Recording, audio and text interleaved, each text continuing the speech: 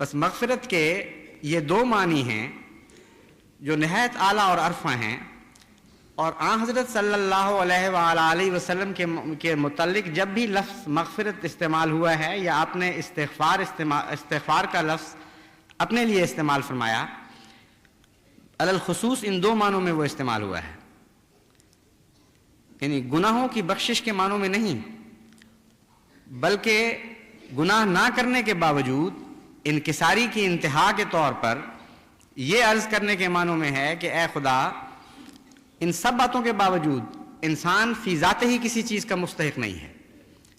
جب تک تیری مغفرت نصیب نہ ہو اس وقت تک کوئی انسان بخشش کا دعویٰ نہیں کر سکتا، نجات کا دعویٰ نہیں کر سکتا۔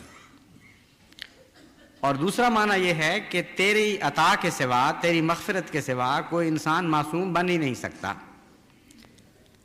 بس حضرت مسیح موعود علیہ السلام نے ان معانی کو بڑی وضاحت سے مختلف مواقع پر بیان فرماتے ہوئے مستشرقین اور دیگر معاندین اسلام کے ان اعتراضوں کو رد کیا، جو یہ کہا کرتے تھے کہ دیکھو تمہارا رسول تو کثرت سے استغفار کرتا تھا، اور روایات سے پتہ چلتا ہے کہ دن میں 100 بار حضور صلی اللہ علیہ وآلہ وسلم استغفار فرمایا کرتے تھے۔ تو انہوں نے اپنی جہالت اور نادانی میں یہ اعتراض کیے کہ ثابت ہوا کہ بہت ہی گناہ گار تھے، نعوذ باللہ من ذالک۔ استغفار کا تو مطلب ہے گناہ بخشنا، بس جس نے زیادہ گناہ کیے اس نے زیادہ استغفار کی، اور اپنی نادانی میں انہوں نے یہ دعویٰ کیا اور حضرت عیسیٰ علیہ السلام پر یہ الزام لگایا کہ گویا وہ استغفار نہیں کرتے تھے۔ حضرت مسیح موعود علیہ السلام نے اس دوسرے معنی کو بڑی تفصیل سے بیان فرمایا۔ آپ نے فرمایا کہ غفرہ کا اصل معنی ہے ڈھانپ لینا اور گناہوں سے دور کر دینا، انسان کے گناہوں اور اس کے درمیان پردہ حائل کر دینا، یعنی انسان کے اندر سے گناہ کی خواہش کو تلف کر دینا اور گناہ کے مواقع سے اس کو دور رکھنا۔ بس حضرت صلی اللہ علیہ وآلہ وسلم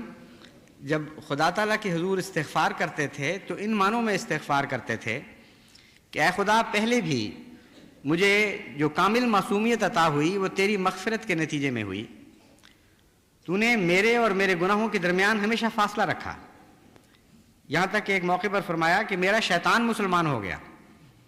یعنی نفس امارہ میں برے اعمال کے احکام کی طاقت ہی باقی نہیں رہی۔ بس ان معنوں میں حضرت مسیح موعود علیہ السلام نے فرمایا کہ حضور صلی اللہ علیہ وآلہ وسلم استغفار فرمایا کرتے تھے، اور آئندہ کے لیے بھی کہ اے خدا، جیسا حسن سلوک تو نے مجھ سے سابقہ زندگی میں